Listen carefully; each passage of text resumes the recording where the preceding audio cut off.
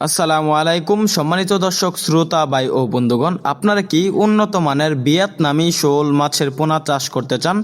তাহলে এই ভিডিওটি আপনাদের জন্য।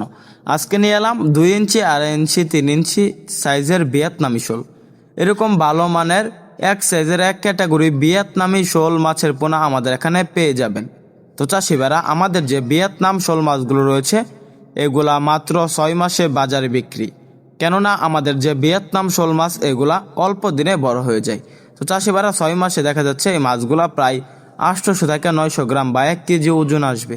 এই মাছগুলোর খাবার কি? ভিয়েতনাম যে শোল রয়েছে মূলত এই মাছগুলোর খাবার হলো ফিড খাবার। এগুলা 0.5 ফিড খাবারের উপর নির্ভরশীল। আপনারা আমাদের হ্যাচারি থেকে এসে দেখে শুনে সংগ্রহ করতে পারবেন ভিয়েতনামি শোল মাছের পোনা।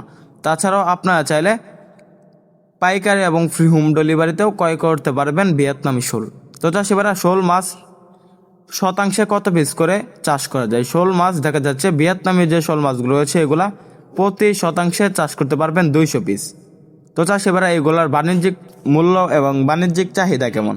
দেখা যাচ্ছে ভিয়েতনাম যে শোল এগুলা বাজারে 1 কেজি প্লাস ওজন আসলে এগুলা 700 থেকে 800 টাকা কেজি ধরে বিক্রি করতে পারবেন।